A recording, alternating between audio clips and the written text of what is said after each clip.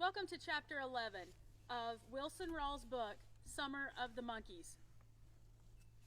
My promise to Grandpa about being ready and waiting for our trip to town got sidetracked during the night. I was sound asleep the next morning when Papa opened the door to my room. "You'd better get up," Papa said. "Your Grandpa is here and he's waiting for you." "Grandpa's already here?" I said, rubbing the sleep from my eyes. "What time is it?" "It's just breaking daylight," Papa said. "You'd better hurry now. Your Grandpa is raring to go." I flew out of bed and jumped into my clothes. As I stepped into the kitchen, I saw to my surprise everyone in the family was already up. Mama was fixing breakfast and Daisy was setting the table. Papa and Grandpa were sitting drinking coffee. "Boy," I said as I poured the water into the washpan, "this early in the morning and everybody stirring around?" Looking at Grandpa, Mama said, "Papa, this is the silliest thing I have ever heard of. An old codger like you going to town to read a book about monkeys." Grandpa snorted and said, "Well, I can't see anything silly about it. We don't know anything about catching monkeys, and maybe in the library we can learn from a book something about how to catch them. It's worth a try, anyway." Daisy said, "Grandpa, have you ever been to a library?" Grandpa squirmed a little and said, "Well, no, I haven't, but I understand that anyone can go to a library, and there's always a first time for everything." It was 12 miles from where we lived in the hills to the little town of Tahlequah, Oklahoma, and it was a good part of that day it took to get there. As breakfast was over, Grandpa looked at me and said, "Well, we better be on our way. I have a lot of things to do in town." Mama, Papa, and Daisy followed us out to Grandpa's buckboard. Rowdy was sitting in the spring seat, just looking at us, whimpering and whining.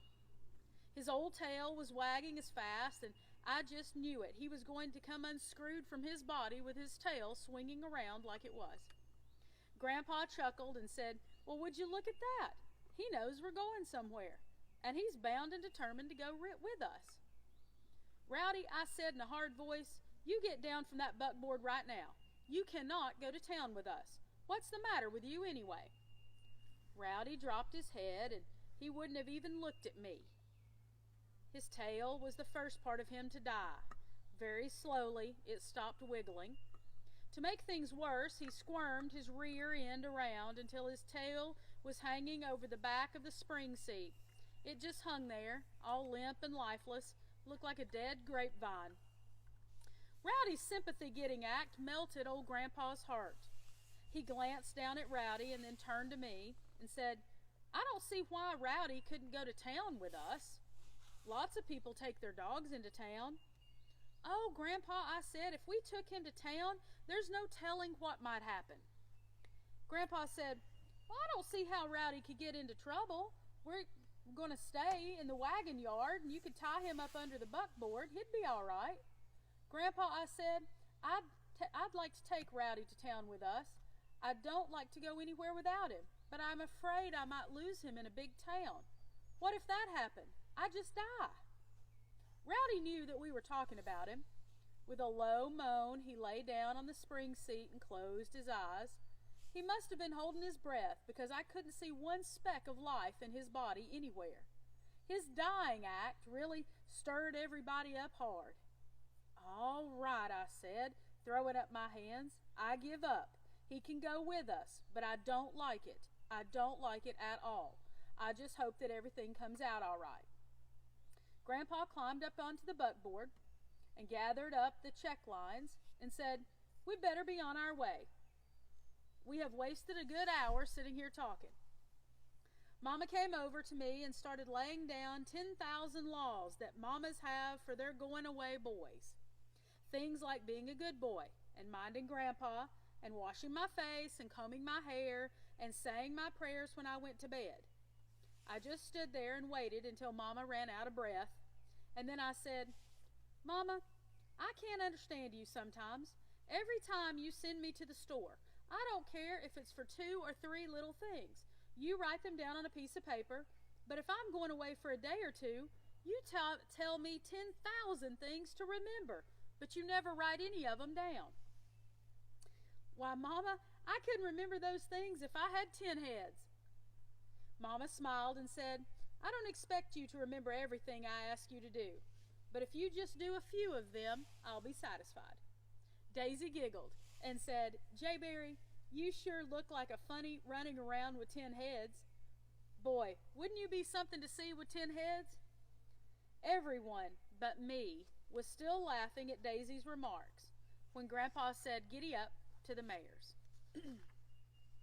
Just as we were leaving, Daisy yelled, Jayberry, you better not forget my ribbon. If you do, you better not come home.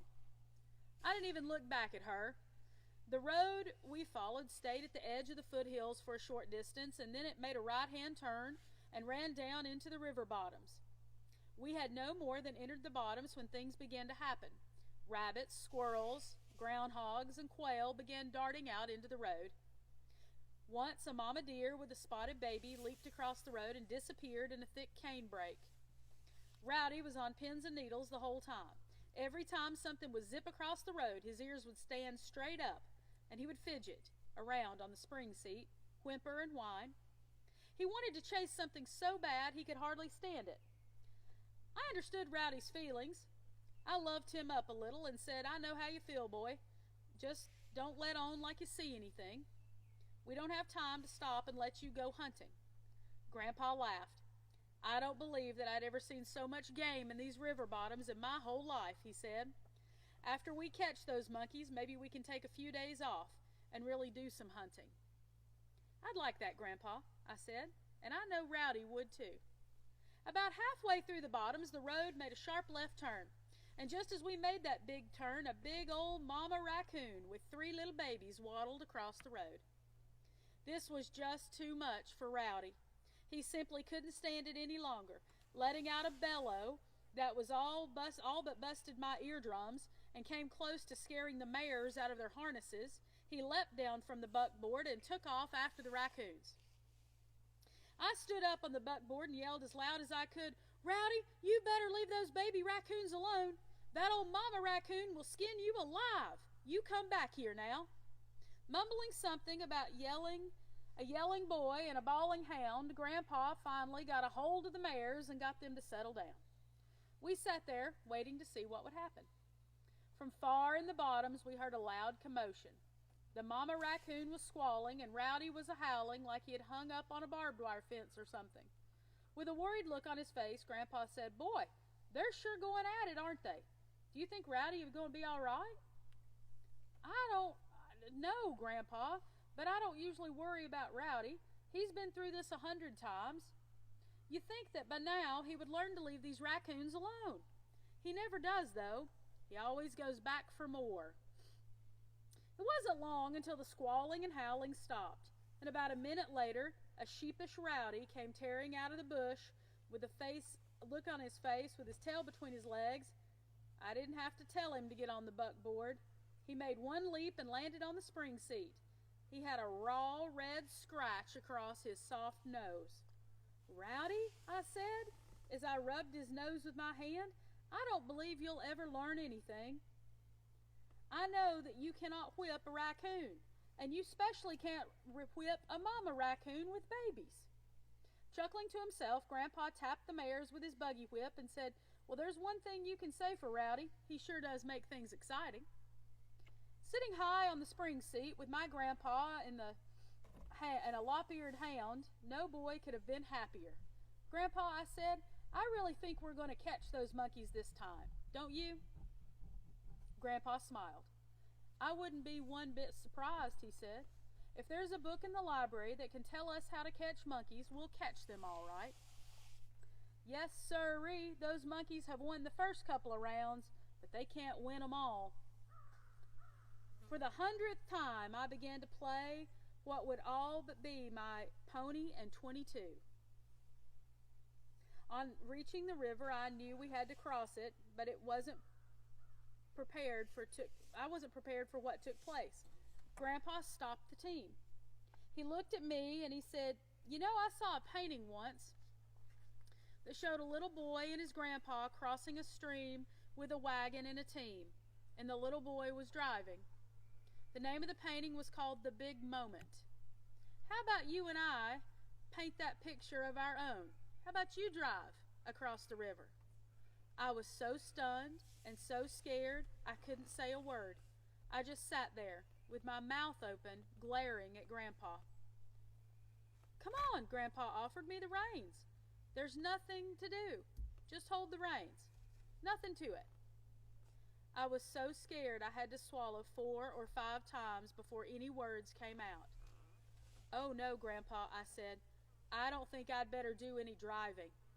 Papa lets me drive our old mules once in a while, and I just don't know about driving these mares. They're kind of spooky, you know." "Oh," Grandpa said, offering me the reins again. "Come on, drive them across. I tell you, there's nothing to it. A fella never knows what he can do until he tries." Half of me was saying, "Take the reins, take the reins." The other half was saying, "Jump out of the buckboard and run." I didn't even know I had reins in my hands until I looked down, and there they were. Chuckling, Grandpa tapped the mares with his buggy whip, and the buckboard eased into the river. I didn't do any driving at all. I just sat there, stiff as a boat paddle, staring across the river at the far-away bank that looked like it was 100 miles away. About halfway across the river, I glanced down at the water and came close to screaming. The water was almost up to the bed of the buckboard. Rowdy must have seen the same thing I had, and he got scared. He started whimpering and whining and fidgeting and on the spring seat. "Rowdy," I said in a quavering voice, "if you don't sit still and stop that whining, I'll put a muzzle on you and leave you here for 10 years. Laughing, Grandpa said, "That's about as deep as it's going to get. From here across, it's not that deep." I glanced down again, and sure enough, I could see that it was getting more shallow. I began to get a little bit of my courage back, but not much. I reached the other side of the river and stopped the team and handed the reins back to Grandpa. As I turned loose of the leather, I saw that my hands were so wet with sweat they looked like they had been dipped in the river, or that I'd been washing dishes for Mama. Grandpa smiled and said, See how easy that was? There wasn't anything to it, was there?" Glancing back across the river, I said, "Wait till I tell Daisy about this. She won't believe it, though." Tapping the mares with his buggy whip, Grandpa said, "If you think it'll do any good, I'll be a witness for you." About noon, we drove into the town of Tahlequah. Just before entering the main street, off to my right, I saw several large buildings. They were on a small hill in the middle of about 10 acres of beautiful green lawn. Huge red oaks and white oaks and maple locusts and elms were growing there on this beautiful lawn. In the shade of those beautiful trees, small groups of people were either sitting or lying on the green grass. Practically everyone had a book in their hand. I thought, people in this town really like to read books. "Grandpa," I said, "what are all those buildings for?" "Those buildings are the pride and joy of the Cherokee Nation," he said. "That's their college." "What are all those people doing under the trees?" I asked. "Those are students," Grandpa said. "They're probably studying their lessons. They have their classes in those big buildings." "Well, that wouldn't be a bad place to go to school," I said. "Instead of having to stay in the schoolhouse to study, you could just go outside and sit out under a tree. I think I'd like that." "I hope I live to see the day when you go to college here," Grandpa said. "Do you think you'd like that?" "I think I would, Grandpa," I said. Not far from the college, we crossed a big bridge over a small creek. The sign said Bear Creek. Grandpa said, "Now this is the main street. Tahlequah is a nice town, and it's the county seat of the Cherokee Nation." I had never seen so many buildings in my life. There were little ones and big ones, and some of them were 2 stories high. They lined both the streets and were jammed up so close together, it looked like you couldn't even drive a nail in between them. I had never seen so many people. They were milling around everywhere. Some were going into stores, and some were coming out of stores. Others were just walking up and down streets. I could hear little kids bawling and big kids laughing. And a man and his wife passed by, and they had several kids following behind them like a covey of quails. Everywhere I looked, I could see wagons and buggies and buckboards and saddle horses. Some were tied to hitching rails, and others were moving along the street. Dogs were barking, and trace chains were jingling. I was still gawking when Grandpa slowed the mares down and said, "Well, here we are. This is the Eubanks Hotel and Wagon Yard. I'll get us a room at the hotel, and we'll eat our meals here, too." The two-story hotel building was on our left. Its second story had a porch that hung over the sidewalk. I saw several people sitting up in chairs there. They were just sitting there, as comfortable as could be, looking over the town. I thought, they sure have a bird's-eye view of this town. Grandpa made a left turn off Main Street toward the hotel and passed underneath a big arch. About 100 yards behind was one of the biggest barns I had ever seen in my whole life. Above its huge barn doors, there was a big sign with blue letters that said, "Eubanks Wagon Yard, 50 cents for teams, 25 cents for feed." "Boy, this wagon yard must be doing a lot of business," I said. "Did you ever see so many teams and wagons?" "This is the only wagon yard in town," Grandpa said. "They do a good business, all right. The fellow who owns this place is a fine man, and he's a good friend of mine." Grandpa stopped the team in front of the empty stall. With a few grunts and groans, he got down from the buckboard. "Grandpa," I said, "I'd feel a lot better if I had a rope on old Rowdy." Grandpa reached in the buckboard and picked out a short piece of rope. He smiled and handed it to me. "I think you have a good idea," he said. After tying the rope onto Rowdy's collar, I hopped down from the buckboard and tied the other end to the wheel spoke. Rowdy never did like being tied up to things, and right away he started whimpering and whining. I petted him and said, "Look, boy, I don't like to tie you up, but there is nothing else I can do." Grandpa said, "I have to put the team in a stall and feed and water them. After that, we'll get us a room, and then we'll go into town and take care of my business." "When are we going to the library, Grandpa?" I asked. "We'll do that first thing in the morning," Grandpa said. "I'd like to leave town about noon, and that way we get home just before dark." Just then the yardmaster walked up to Grandpa and shook hands with him. They talked for a few minutes before he came over to where Rowdy and I were. He looked at Rowdy and smiled and said, "Is this your dog, son?" "Yes, sir, it is." "Is he any good?" he asked. I smiled and said, "He's a pretty good dog." "If you want to," the yardmaster said, "you can put him up in the tack room. There's a pan of water there, and I'll see that he gets some scraps from the table." "Thanks," I said. "That'll be a fine place for him." I took Rowdy to the tack room and made a nice straw bed for him. He fussed a little bit about staying there, but not much. As I was locking the tack room door, Grandpa came to me and said, "Come on, let's see what the town looks like." Before the afternoon was over, Grandpa and I had visited just about every place in town. I was having the time of my life. Grandpa saw to it that I didn't want for anything to eat. That evening we went back to the wagon yard. Grandpa took care of the team and I took care of Rowdy. Then we went into the hotel and ate supper. The food was served family style, and I ate so much I came close to making myself sick. The room Grandpa had gotten for us was upstairs in the hotel, and I was so tired I fell asleep the minute I crawled into bed. I didn't wake up once during the night. I didn't even dream. The next morning when I woke up, the sun was way up in the sky. I could hear people walking and the rumble of wagons and teams moving along the street, and Grandpa was gone. This scared me, but I was pretty sure he wouldn't just run off and leave me. I jumped out of bed and hurried into my clothes. I didn't even take time to wash my face and comb my hair before I ran downstairs. A smiling, big, heavy-set woman poked her head out of the kitchen and said, "Are you Jay Berry?" "Yes, ma'am, I am," I said. "I'm Big Jin," she said. "Your grandpa said after you'd had breakfast, you'll find him out in the barn. Come on in and sit down and have a bite at the table. I'll fix you a cup of hot chocolate." When Big Jin started setting breakfast on the table, my eyes got as big as goose eggs. There was a large slab of ham, 2 eggs, fried potatoes, hot biscuits, butter, strawberry jam. I looked at the food and said, "Brother, if I hung around here very long, I'd get fat as Sloppy Ann."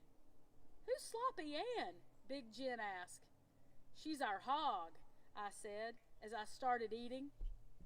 Finishing up with breakfast, I thanked Big Jen and hurried out to the barn. Papa had just finished hitching the team to the buckboard. Rowdy was tied to the wheel spoke. He was wiggling all over and tickled to death to see me. "There you are," Grandpa said. "I was beginning to think you were going to sleep all day." "What time is it, Grandpa?" as I bent down to pat Rowdy on the head. "It's 10 o'clock, Grandpa said. "We'd better get going to the library." As Grandpa and I drove along the main street, I asked him if he knew where the library was. "Sure, I know where the library is," Grandpa said. "I've never been in it, but I know where it is." About halfway through town, Grandpa made a right turn off the main street. We hadn't gone more than 2 blocks when Grandpa motioned to with his left hand and said, "There it is. There's Carnegie Library." The library was large in a red brick building. It was right in the middle of a beautiful green lawn and was surrounded by large trees. Steep sandstone steps led up between the 2 huge marble columns to the front door. Grandpa drove around the library and came back in the yard from behind it. He stopped the buckboard under a large white oak tree, got out, and tied the team to the tree. Rowdy hopped out of the buckboard with his tail fanning the air, and he started inspecting the lawn. "Grandpa," I said, "I think I'd better tie Rowdy up, don't you?" Grandpa watched Rowdy for a couple seconds, smiled, and said, "I don't think you need to tie him up. He won't get very far from us and the team." "All right," I said, "but if he goes after a tomcat, we'll probably find him way over in Arkansas somewhere." Grandpa laughed and said, "I don't think Rowdy's going to go chasing any cats around the library. This isn't exactly cat country." Grandpa and I walked around the front of the library. Just as we started up the steps, Rowdy came lopping around the corner of the building, up the steps, and headed toward the front open door. As he came by me, I grabbed his collar and said, "Hold on, boy. You can't go in here. You'll have to wait outside. We won't be in here very long, I hope." I took Rowdy over to one of the big columns and made him lie down and told him to stay right there. He didn't like it one bit, but he did stay. Grandpa and I took off our hats and walked into the library. The first thing I saw was about 20 boys and girls sitting at small tables, each reading a book. Every one of them looked up as we walked in. It was so still in there that when one of them turned a page, it sounded like someone dragging a cotton sack across the floor. Over to our right was a large U-shaped counter. Standing behind it was a little gray-haired old lady wearing glasses. She had a pencil in one hand and a book in the other. With surprise written all over her face, she too looked up at us. Grandpa walked over to the counter and put his hands on it. He cleared his throat, and then in his deep frog voice he said, "We'd like to read a book that could tell us how to catch monkeys." I thought the little old lady was going to jump straight out of her shoes. Glaring at Grandpa, she leaned forward and put her finger on her lips and said, "Shh." Grandpa was so startled he dropped his hat on the floor. He stepped back so fast he bumped into me. In a loud voice, he said, "What are you shushing me for?" The lady didn't say a word. She pointed to a sign on the counter right in front of Grandpa. In silence, we read the sign. It said, "Quiet, children studying." With a sheepish look on his red face, Grandpa said in a whisper, "I'm sorry. It's our first time in a library." The lady smiled and whispered, "I understand. Did you say you wanted a book on how to catch monkeys?" "Yes, ma'am," Grandpa whispered as he nodded his head. The lady stood looking down at the floor for several seconds as if she were deep in thought. I saw the thinking wrinkles fall across her face as she bunched her forehead up. Then her face cleared. She went over to a large metal cabinet and pulled out one of its drawers. It was full of small yellow cards, and each of them were standing on edge in the drawer. I was fascinated by the fast, delicate way the lady's fingers started flipping the cards. It reminded me of our old white leghorn hens picking out yellow kernels of corn from the ground. Easing one of the corn cards up out of the drawer, she studied it for a second and turned to Grandpa and whispered, "You and the boy go sit down at one of the tables. I think I have the very book you're looking for. It may be a few minutes before I can find it." Grandpa whispered our thanks. We walked over to one of the small tables and sat down. I had never been in a place that was so still as this library. If someone had batted an eye, it would have sounded like a firecracker had gone off. I was afraid to even move my bare feet for fear they'd make some noise. I glanced around the room. Everywhere I looked, I saw nothing but books, books, books, and more books. I didn't think there were that many books in the world. I thought, boy, if Daisy were here, she would be in book heaven. From somewhere far back in the book jungle, I could hear the old lady moving about. The silence and the boys and girls watching us made me feel funny. I began to feel uneasy and out of place. Finally, after what seemed like an hour, the lady came back to us. She had a book in her hands. She smiled as she handed it to Grandpa and whispered, "I hope you can find what you're looking for in this book." In a whisper, Grandpa thanked her, and we watched as she walked back over to the working stall. Grandpa laid the book on the table, and both of us read the title, Trapping Monkeys in the Jungles of Borneo. "Boy, Grandpa," I said, "that's what we were looking for." Just as Grandpa opened the book to the index page, the silence of the library was shattered by a deep, raspy voice that I could have recognized anywhere. It was Rowdy. He had gotten tired of waiting for me, and he had come in the open door and bawled. He was telling me it was time to go, and I got myself out of there. I had always known that my old hound had a beautiful voice, but I had never heard anything ring like that in a silent library. The deep tones rolled out over the floor and slammed against the walls, bouncing off the ceilings. It made the books quiver on the shelves. The boys and girls all over the place started screaming with laughter.